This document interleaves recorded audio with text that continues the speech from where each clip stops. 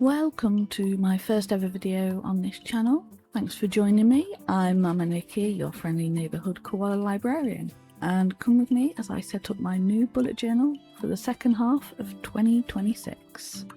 As you can see, we're starting in this lovely B5 notebook from Notebook Therapy, and it is the nighttime edition. I did get this some years ago, so I don't know if it's still available, but I love the rose gold edging and how thick the paper is. And you can see there are two ribbons to use as bookmarks and a band to keep it closed, so it's got everything I need.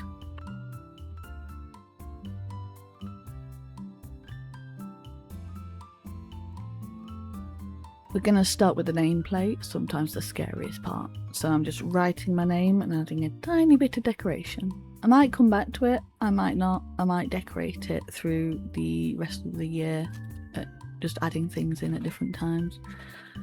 Who knows? For now, we're keeping it simple though. Then it's on to the first full spread. That first page is always a little bit stuck to the header page, the cover page. So I am going to cut it down and turn what remains into a nice useful pocket to keep anything I want to use fairly often in there, like stickers for the month, a key, or a list of birthdays. As you can see, I'm using some double-sided tape to stick it down and smoothing it out so there are no wibbly wobbly bits. Then we're moving on to the cover page itself.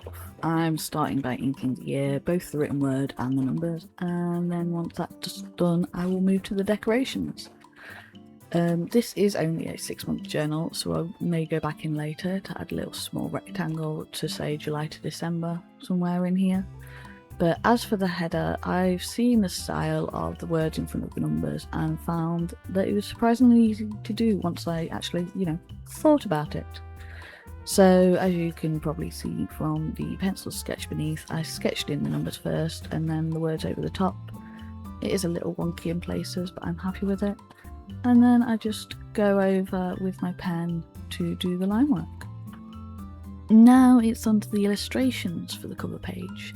I decided to use a botanical theme because it is summer when I'm starting this journal and it will go through into autumn and winter. So flowers usually make me think of spring, and that's not really the vibe and theme I'm going for. I did slip out of frame a few times here when I was recording, and I'm still getting used to my new setup, so I apologise for that.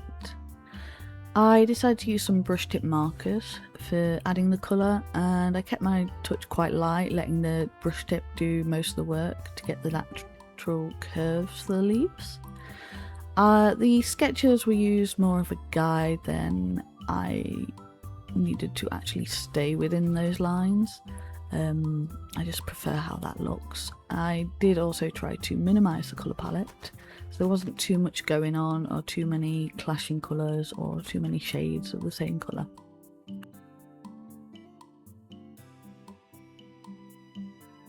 The final part of this spread was to just add some colour to the number, and I chose a purple so it would really pop on the page compared to all the green tones we have going on, and it also connect to those little flower buds I've put on.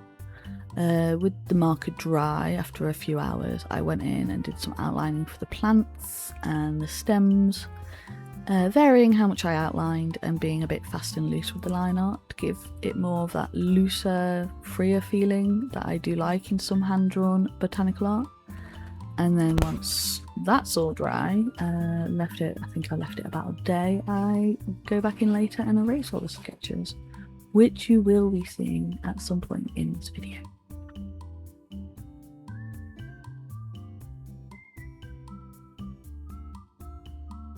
Next, I move on to the index spread. Not everyone uses those, but I do, so I like to keep it. You can sort of see a theme emerging now. I decided to tie this spread to the cover page using the same lettering style, and I ran some washi tape along the top and bottom of the spread. This is a combination I'm going to repeat throughout the setup so it does all stay cohesive. I'm going for minimal decoration because I know this will get filled in and look busier. So I just stick in a couple of stamps I've done on a different piece of paper, and then I added in colour to the writing. I did make a mistake on the eye, so I made it a little bit too thin, a little bit just not quite right. So I coloured that in black to hide it, and then I used the purple on the rest of the word, and it is the same shade of purple as on the header page. After finishing the index page, I decided to take a break from setting up the actual full spreads to add the decorations I was going to have on the tops and bottoms of each spread. I switched between the blue and gold washi tape, that marble vibe, and then I also used some parcel paper I'd saved from deliveries. I've had a lot of deliveries recently. And the bottom washi tape switches between some lavenders and some blue florals. I did tear the brown paper to give it a more rustic look and help break up some of the harder straight lines and angles that'll be in the spreads themselves. And I also really like that sketchbook look I've got going on here.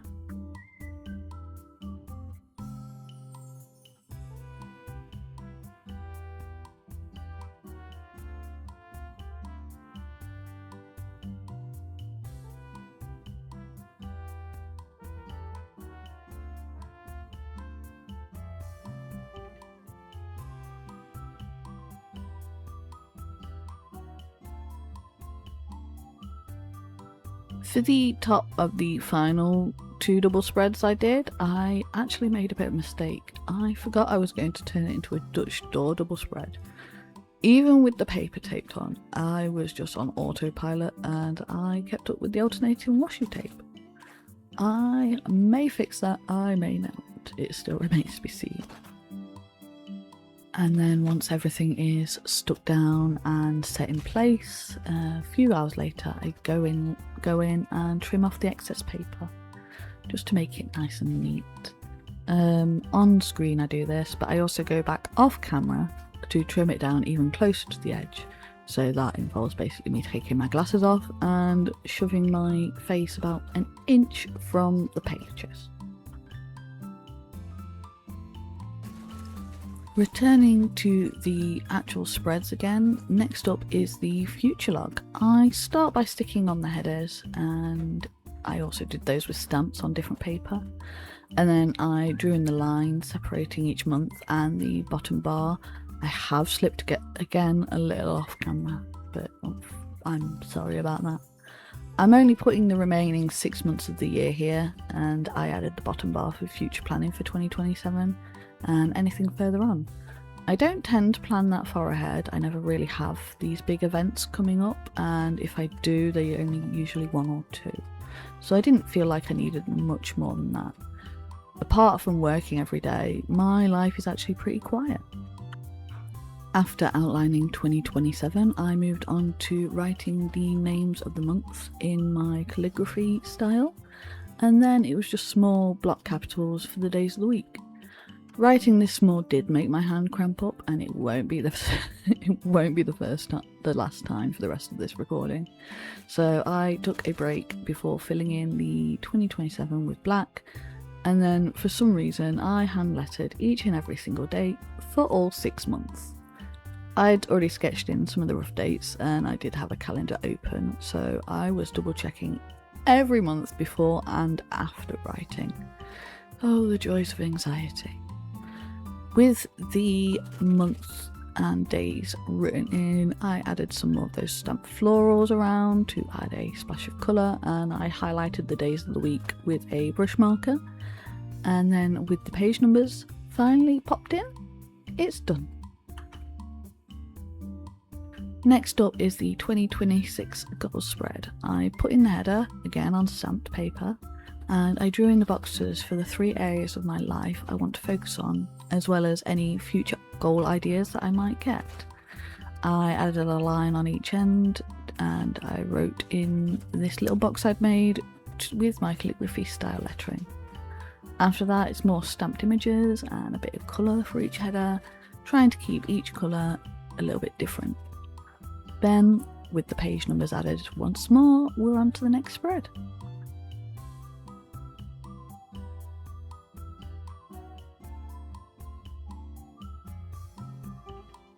These next two double spreads are basically, they are identical, apart from one being for quarter 3 and the other is for quarter 4. This is basically my quarter 3 and quarter 4 planning spreads. The idea is it just lets me have a look at the future in 3 months blocks, or about 90 days give or take. So on both spreads I have an events box for things coming up, a task tab for things that just need to happen in that quarter, and then each month has its own box so I can put in month specific tasks or actions or events. Both spreads get the stamped headers, coloured headed boxes and the calligraphy lettering, as well as the stamped floral decorations.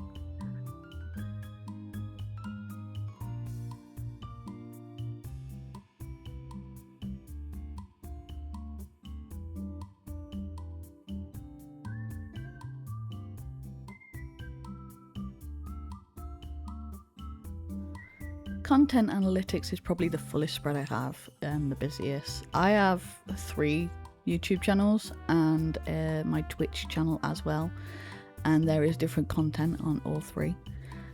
So I want somewhere to measure the various metrics for each of these channels and the Switch channel over the 6 months, and see what growth is happening, where this growth is happening, if there's any particular videos that are doing better than others, etc.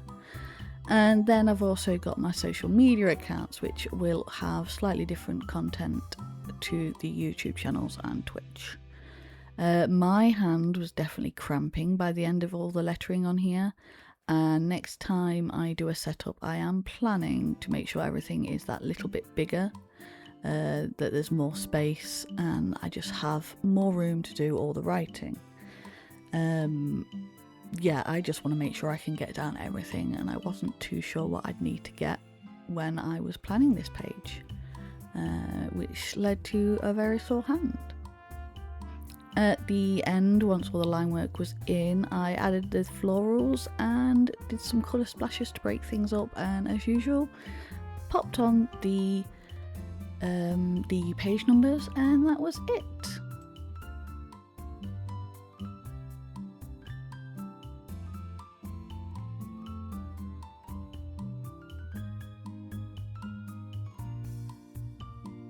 With the 3 channels and a Twitch stream, I do need to find a way to plan all my content in one place when I'm away from my computer or I don't have access to my digital planning space that I share with my improvised manager. Also, I just want a place to log random ideas that might pop into my head without having to worry about fleshing them out too much, which I don't usually do fleshing out on my planning space.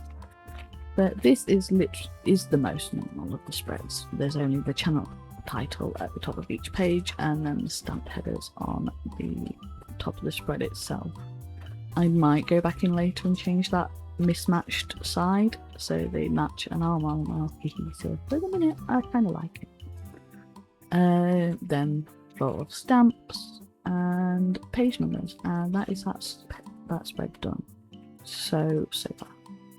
I did want to keep as much empty space as I could so I could write down all of the ideas I have. Some may not become videos, some may become videos. I just never know, really.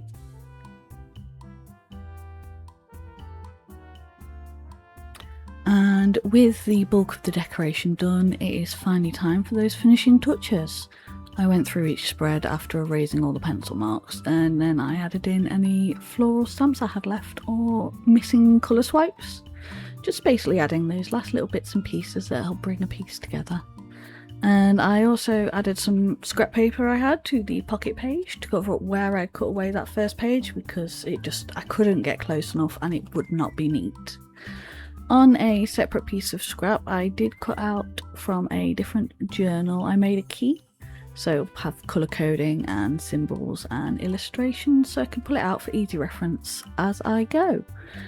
I'm also going to be putting a list of birthdays on the back so the entire key can be moved from bullet journal to bullet journal and kept until it either falls apart or my system changes.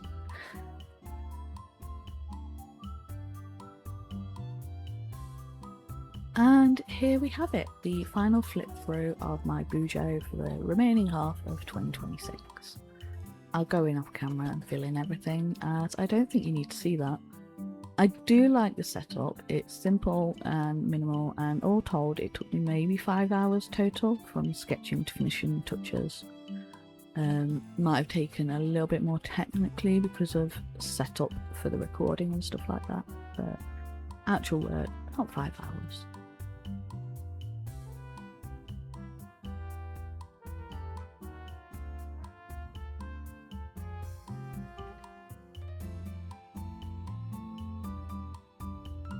Now, if you've enjoyed this video, then please let me know in the comments down below.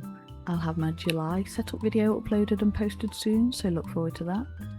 I hope you have had a nice cozy time joining me, and I'll see you next time, chicklings. Look after yourselves. Bye! Mwah.